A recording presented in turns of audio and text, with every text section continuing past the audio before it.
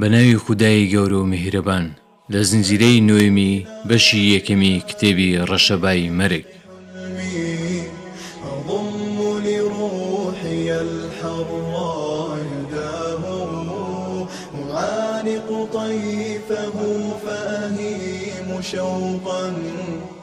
نێوان سوڵتان جەلالەدین منکەبەرەتی و خلافەتی عەباسی لە ساڵی 623 خەلیفە ظاهیر بی ئەمرەڵڵا وفات دەکا.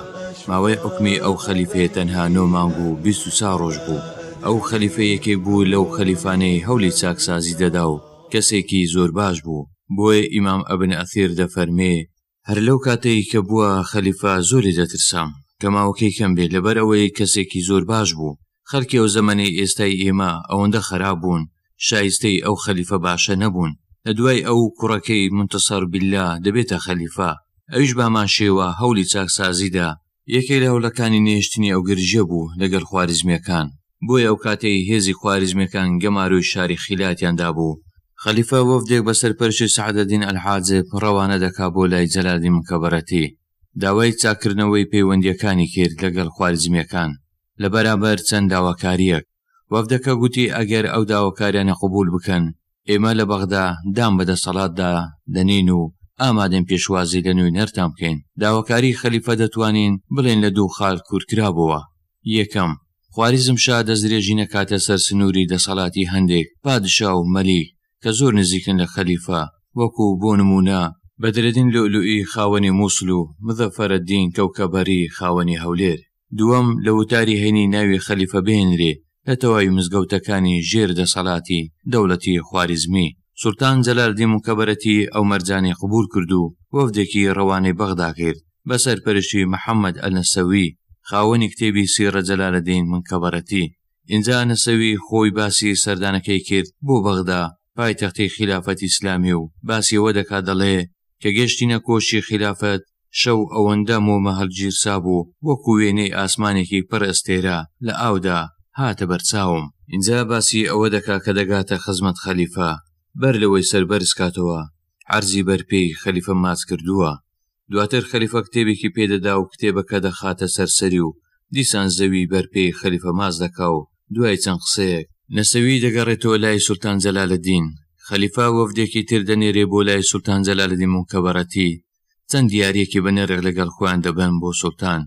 لەو دیاریانە چەند شمشێرێک بە ئاڵتون و دڕ و مەرجان نەخشێنرا بوون، چەند ئەسپێکی عەرەبی زۆر چاک و چەندین خزمەتکار و چەند بەرگێک لە ئاوریشم چێنرا بوو. ئەوەنە دیاری خەلیفەیە بۆ سوڵتان جەلالەدین.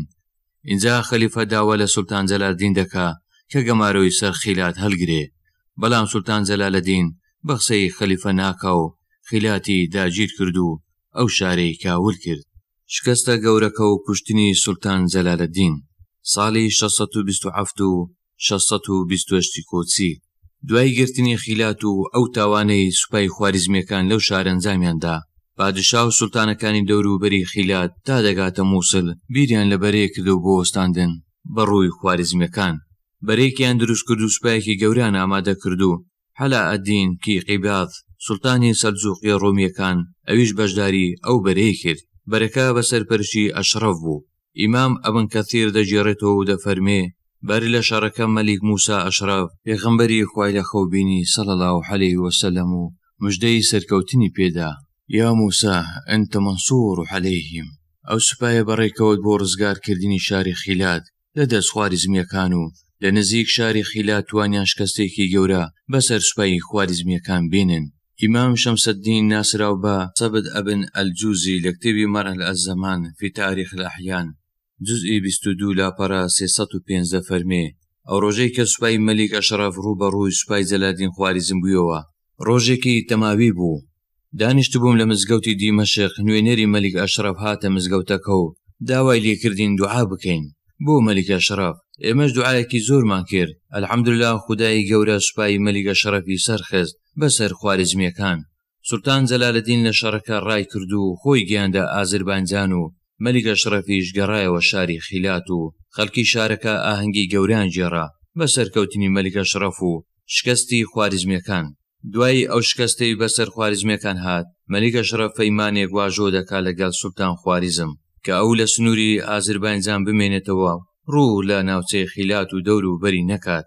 مەلیک ئەشرەف نەیویستووە سوڵتان جەلالەدین خوارزم بەجارێکی نەمێنێ لەبەر ئەوەی پێی وابوو خوارزمیەکان دیوارێکی گەورەن لە نێوان ئەوان و تەتارەکان. بەنەمان و ڕوخانی دەوڵەتی خوارزمی هەڕەشەی مەغۆلەکان ڕاستەوخۆ ڕوبەڕووی خیلات و باقی دەوڵەتەکانی تری جیهانی ئیسلامی دەبێتەوە. سوپای خوارزمیەکان دوای ئەو شکستە پەرد بوو. سوڵتان جەلالەدین زۆر بەلاوازی لە ئازربایجان مایەوە. ئالەو کاتە مەغۆلەکان بۆ جارێکی تر زۆر بە گەورەی دێنەوە مەیدان و سوپایەکی گەورە دەنێرن بۆ سەر جیهانی ئیسلامی. ئیسماعیلیەکان هەواڵ بۆ تەتارەکان دەنێرن کە جەلالەدینی خوارزمی شکستێکی گەورەی هێنەوە بەدەست مەلیک ئەشرەف و ئێستا سوڵتان جەلالەدین زۆر لاواز بووە و هێزە سەربازیەکەی پەرتەیان لێکردووە و دەوروبەرەکەشی لە پادشاکانی ناوچەکە هەر هەمووی بوونەتە دوژمنی. مەغۆلەکان بە سوپایەکی گەورەوە بەرەو جیهانی ئیسلامی کەوتنە ڕێ. هەر لە ماوەیەکی زۆر کەم دەتوانن ڕێی و هەمەدان داگیر بکەن و بە ماوەیەکی زۆر کەم لە سەرەتای ساڵی 628 کۆزی توانیان بگەنە سەر سنووری ئازربایجان. ئامانجی سەرەکی مەغۆلەکان گرتنی سوڵتان جەلالەدین بوو. بۆیە سوڵتان لە ئازربایجانەوە دەچێتە تەبرێز. مەغۆلەکان بە دوای سوڵتان جەلالەدین خۆیان دەگەینە تەبرێز.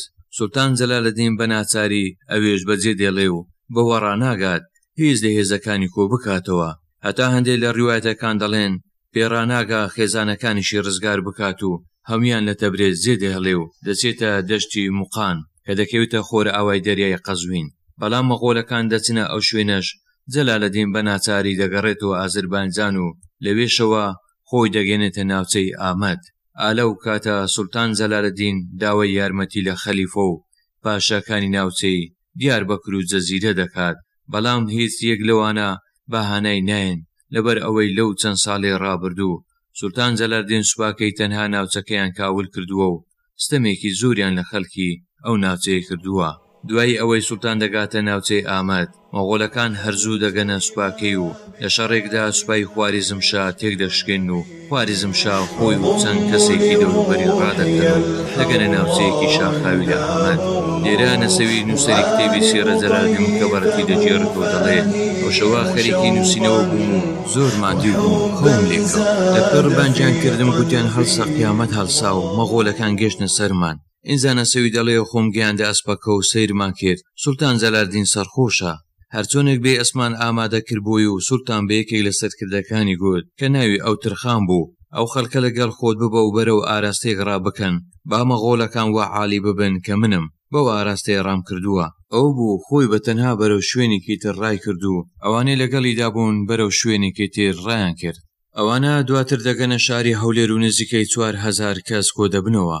اینجا دەچنە شاری ئەسفەهان و لەوێوە بەرەو میان فارقین دەکەونە ڕێ. دەچنە لای شەهابەدین غازی کە ئەو کات ئەو خاوەنی میان فارقین بووە. ئەو پیاوە تا ساڵی 639 دەمێنێ. ئەو کاتەی ئەلنەسەوی لە کتێبەکەی دەنووسێ لەسەر ژیان نامەی جەلالەدین منکەبەرەتی نەسەوی دەڵێ منیش بەرەو شوێنێکی تر ڕام کردو خۆم گیاندا ئەشکەوتێ 3 ڕۆژ خۆم حەشاردا. دواتر بەرەو هەولێر کەوتمە ڕێ. ماوەیەک لە هەولێر مامەوە لەوێش خۆم گەیاندا ئازربایجان و دواتر چوومە میان فارقین کە ئێستا سەلوانی پێدەڵێن دەکەوێتە باکووری ڕۆژ هەڵاتی وان. سوڵتانیش بەتەنها لەو شاخە دەمێنێتەوە و ڕێ وندەکە ڕێ بە ماڵە کوردێک دەکەوێ دەڵێ من سوڵتان جەلالەدینم ئەگەر یارمەتیم بدەی تا دەگەمەوە شوێنی خۆم بەڵێنت پێدەدەم پاداشتێکی چاکت بکەم. کوردەکەش سوڵتان دەباتە ماڵەوە لای خێزانەکەی بەجێ دێڵێ و بەڕێ دەکەوێ کەرستا ئامادە بکات و سوڵتان جەلالەدین بنێرێتەوە ئەسفەهان. ئالەو کاتە خزمێکی ئەو پیاوە دێتە ماڵەکەیان و دەبینێ کەسێکی غەریب لەو ماڵێ دەڵێ ئەو خوارزمیە چی دەکا لێرە؟ ئافرەتەکەش دەڵێ ئەوە سوڵتانە و پیاوەکەم ئەمانی پێداوە. ئەویش دەڵێ چۆن باوەڕی پێدەکەن ئەوە سوڵتان بێ. خوارزمیەکان لە خیلات برایەکی منیان کوشت زۆر لەوە باشتر و چاکتر بوو بۆیە بەڕمەکەی لە سوڵتان جەلالەدین دەدات و هەر لەوێ دەیکوژێ. گەرچی لە هەندێک سەرچاوە بە هەندێک جێرانەوەی تر هاتووە بەڵام ئێمە جێرانەوەکەی نەسەویمان هەڵبژار لەبەر ئەوەی ئەو لەگەڵی بووە تا 2 ساتی کوشتنی. بە کوشتنی سوڵتان جەلالەدین کۆتایی بە دەوڵەتی خوارزمی دێ کە هەواڵی کوشتنی سوڵتان بەڵاو دەبێتەوە. هەندێک لە پادشاکان زۆریان پێ ناخۆش دەبێ و دەڵێن ئەو دیواری نێوان ئێمە و مەغۆلەکان بوو دیوارەکە ڕووخا. ئیمام ئەبن کەثیر ڕەحمەتی خوای لێبێ دەربارەی سوڵتان جەلالەدین دەڵێ هەندێک کردەوەی دەکرد بەڵگەی کەم عەقلی بووە. بۆ نمونە خزمەتکارێکی زۆر خۆش دەویست ناوی قلج بووە. دوای ئەوەی ئەو خزمەتکاری دەمرێ لە هیچ کەس قبول ناکات بڵێن مردووە. ڕێی نەدەدا بینێژن. کەسێک دەڵێ قوربان ئەوە مردووە، سوڵتان هێندە تووڕە دەبێ یەکسەر فەرمان دەکا بە کوشتنی و هەر لەوێ یادی کوژن. ئیمام ئەبن کەثیر دەفەرمێ ئەوە بەڵگەی کەم دینی و کەم عەقلی بووە. قەبیح الله. ئیمام سەبت ئەبن ئەلجوزی دەربارەی کوشتنی زەلاردی مکەبەڕەتی دەڵێ چەند مسلمانی کوشت و چەند ئافرەتی کرد بە جاریا، ڕۆژەکانی تێپەڕین و گوناهەکانی لاستۆماون، فەسادیەکی زۆری بەڵاو کردەوە، سوپاکەی کاولکاریان بەسەر خەڵک و وڵات داهێنا. دوای کوشتنی سوڵتان جەلالەدین هێزێکی مەغۆڵەکان گەشتنە تەورێز و تەورێزیان داگیر کرد. لەوێوە بەرەو ئازربایجان کەوتنە ڕێ.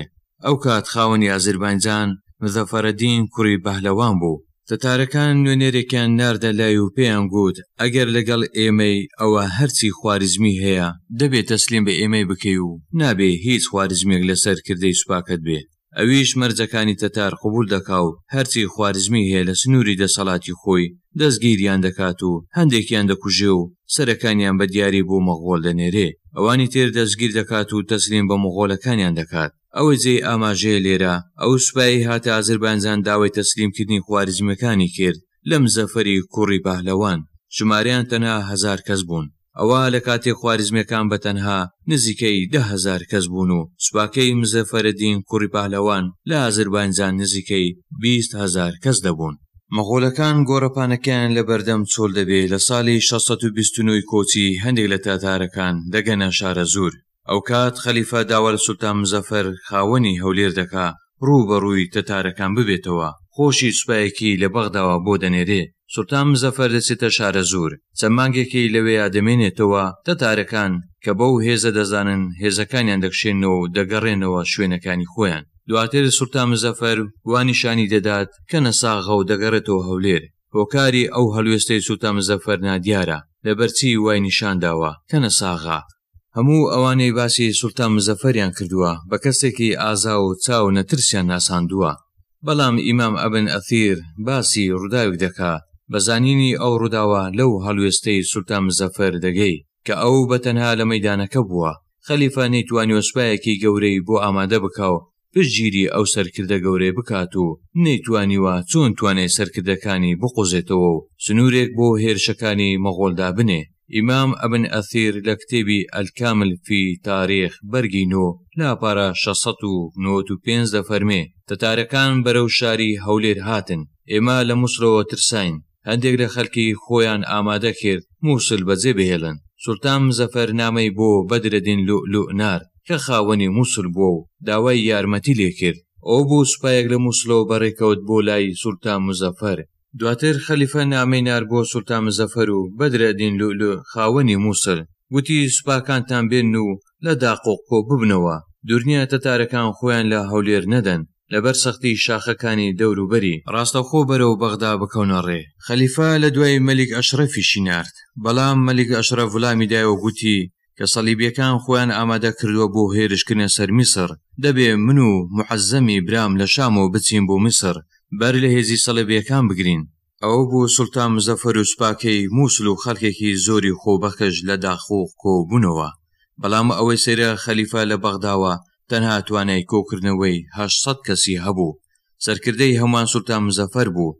سوڵتان مزەفەر وەڵامی نار بۆ خەلیفە و گوتی قوربان سوپایەکەم بە ژمارە زۆر کەمن، کەسمان بۆ کۆ نەبووتەوە. ئێمە بەو سوپایە ناتوانین ڕووبەڕووی سوپاکەی تەتار ببینەوە. خۆ ئەگەر 10,000 کەسم بۆ کۆ ببێتەوە ئەوە هەموو ئەو خاکانە دەگرمەوە کە تەتارەکان داگیریان کردووە.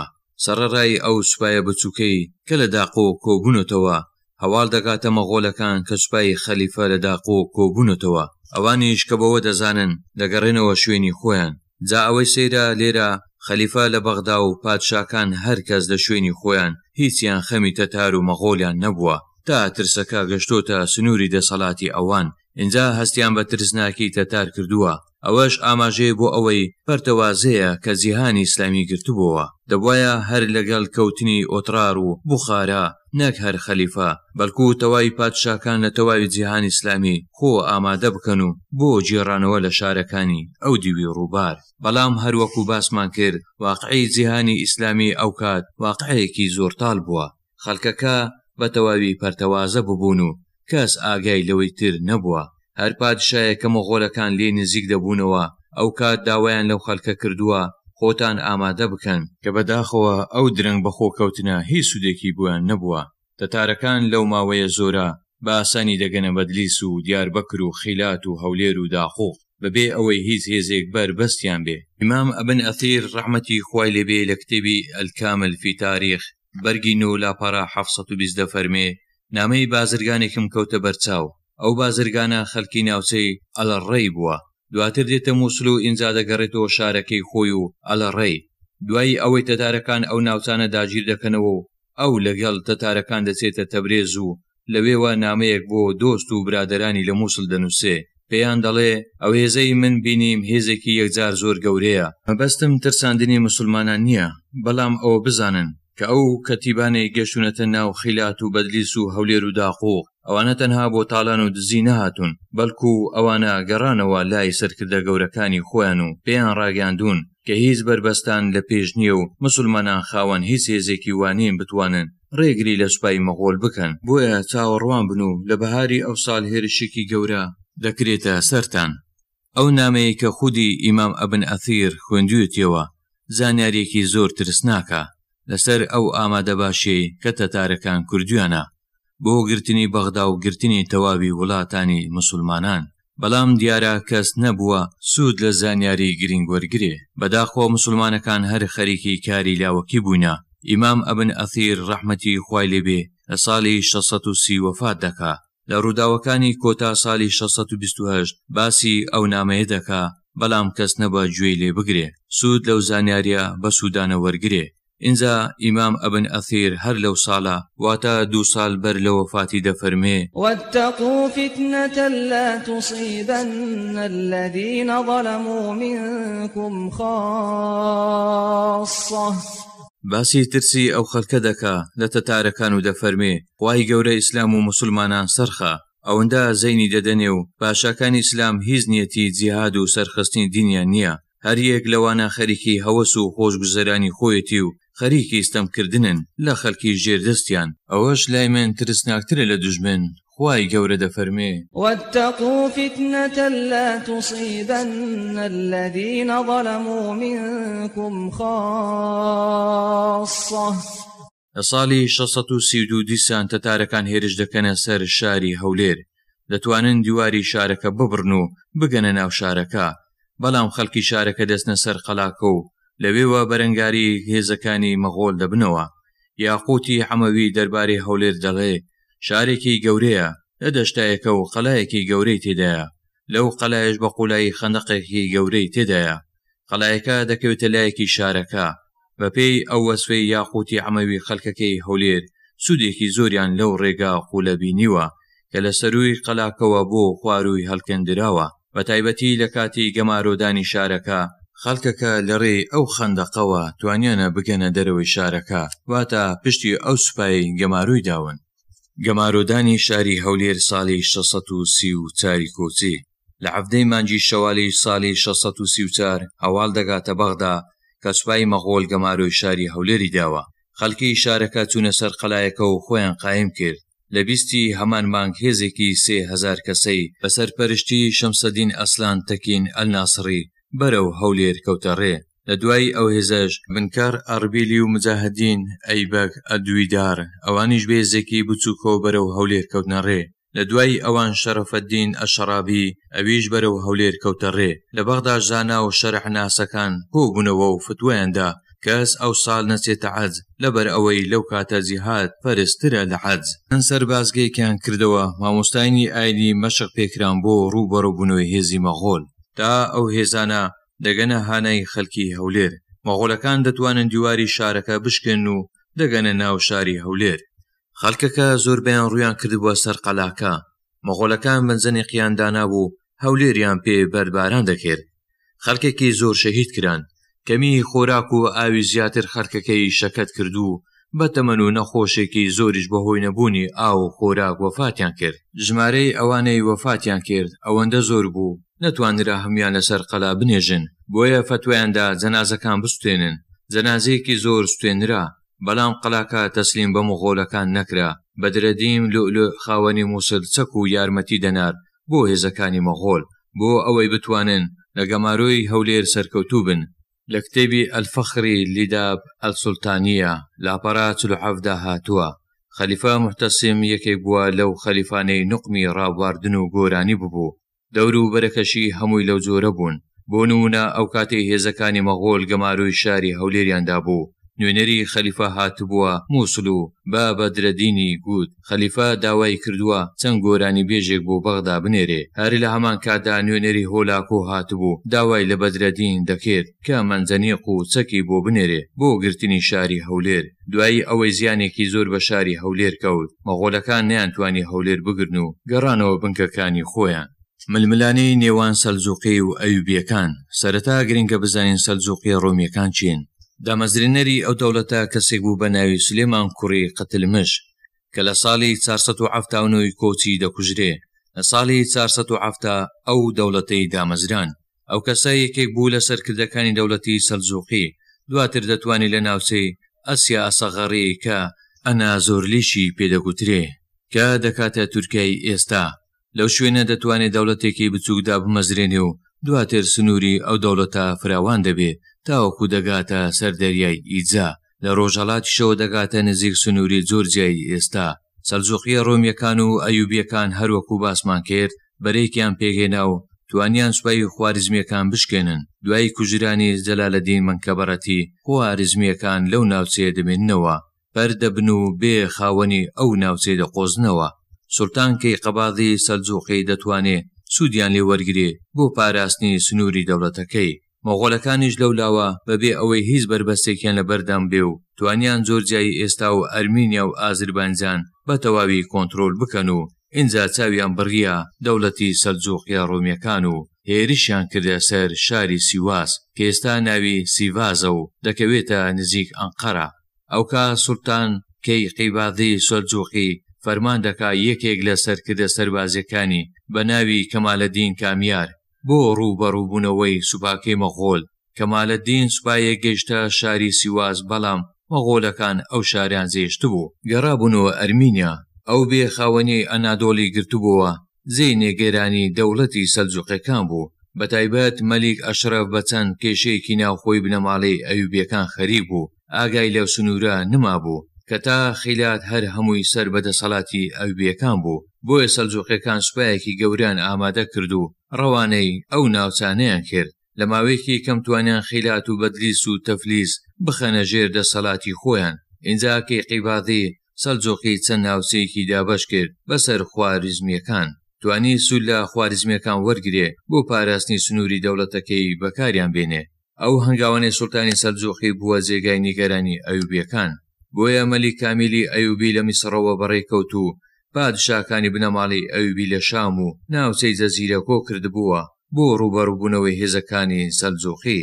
مەلیک کامیل توانی نزیکەی 16 پاشای ناوچەکە کۆ بکاتەوە. مەلیک کامیل لە ڕێگا دەڵێ ئەگەر مولکی ڕۆمان بکەوێتە بەردەست و لەو شارە سەرکەوین، ئەوکا شام دەلکێنین بە میسڕ و لە بڕی شام مەملەکەتی سەلجوقەکان تەسلیم بە پادشاکانی شام دەکەین. ئەو کەسەیە دەگاتە مەلیک ئەشرەف و پێی دەڵێن مەلیک کامیل بەنیازە شام لە ئێمە بسێنێتەوە. بۆیە اختلافێکی زۆر گەورە دەکەوێتە نێوان بنەماڵەی ئەیوبیەکان و مەلیک ئەشرەف و چەند مەلیکێکی تر لەو بەرێ دەکشێنەوە. ئەوە هۆکارێکی سەرەکی بوو کە هێزی ئەیوبیەکان نەتوانن ڕووبەڕووی سەلجوقی ڕۆمیەکان ببنەوە.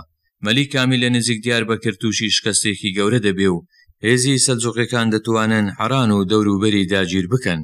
هێزی ئەیوبیەکان دەگەڕێتەوە شام. ئەو ڕووداوانە لە ساڵی 631 کۆچی دەبێ. 2 ساڵ دوای ئەوە واتە لە ساڵی 633 ئەیوبیەکان دیسان دەگەڕێنەوە ناوچەکە. ئەو جارەی مەلیک کامیل دەتوانێت ئەو ناوچانە بگرێتەوە و زۆرێک لە سەرکردەکانی سەلجوقی بەدیل دەگیرێن و دەیان باتە میسڕ.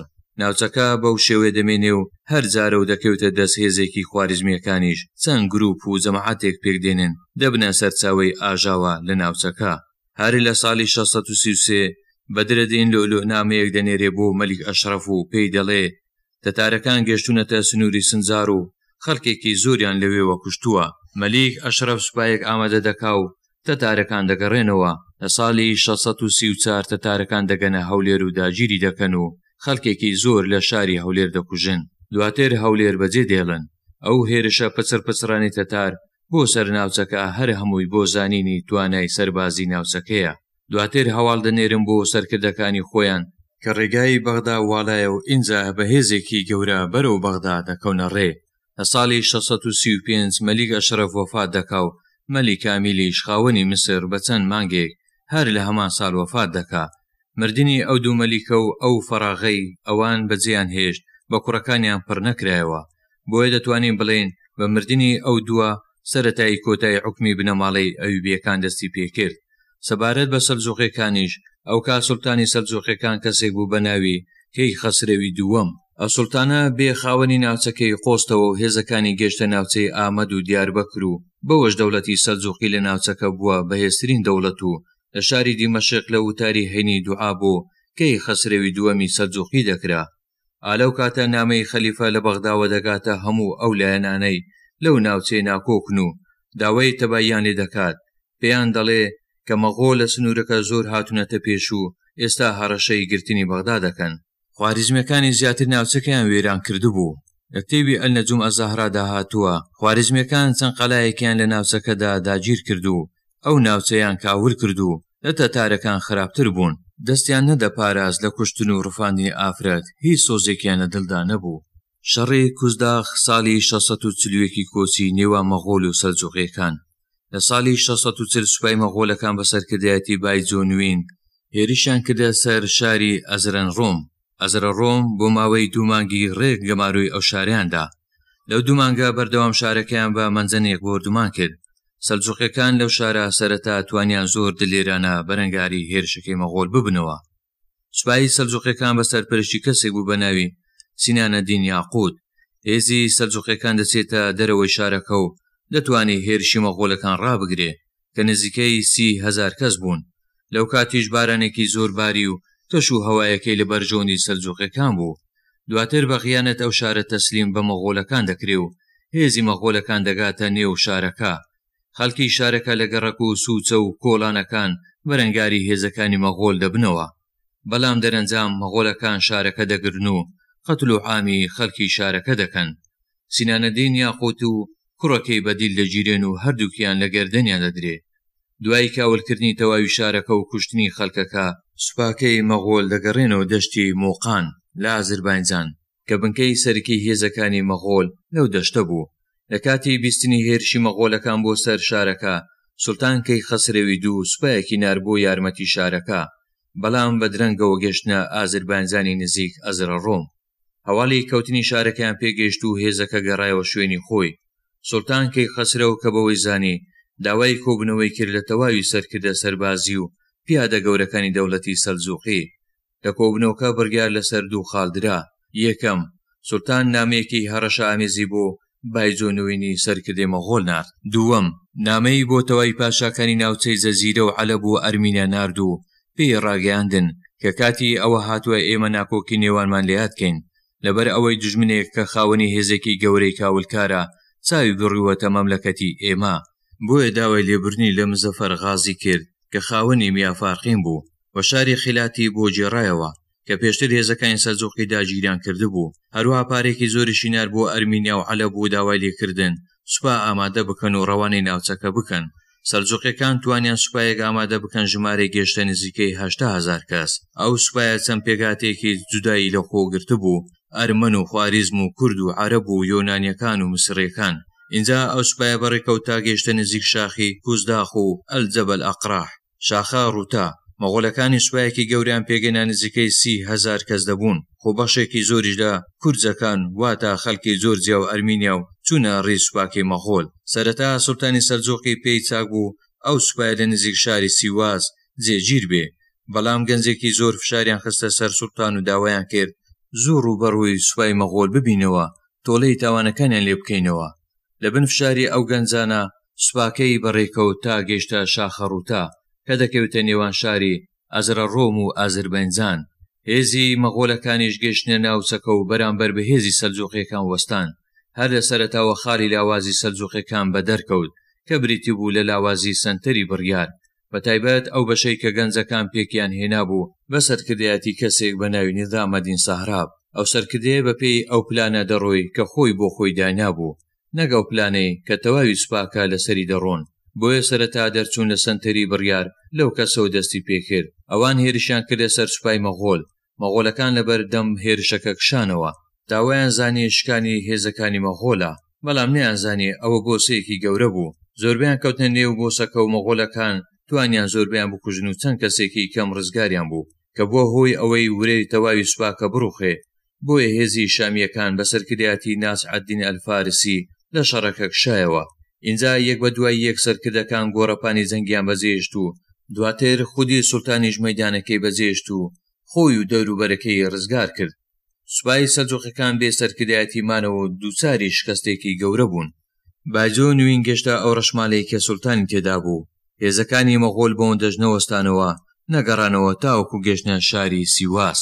قازی ئەو شارە کە ناوی نەجمەدین قیر شەهرلی بوو، خەڵکی خواریزم بوو، کاتی خۆی نامەی ئەمانی لە جەنگیزخان وەرگرتە بوو. کە هێزەکانی مەغۆڵ گەشتنە ئەو شارە، ئەو پیاوە نامەکەی جەنگیزخانی برد و چووە لای باجۆ نوین. ئەویش کە چاوی بە نامەکە کەوت، ئەمانی بە خەڵکی شارەکەدا بەو مەرجەی دەرگای شارەکە بەکراوەی بمێنێتەوە و هەر کاتێک مەغۆڵەکان ویستیان بەبێ کێشە بگەنە ناو شارەکە. ئینجا بەو شێوەیە سیواس تەسلیم بە مەغۆڵ دەبێ.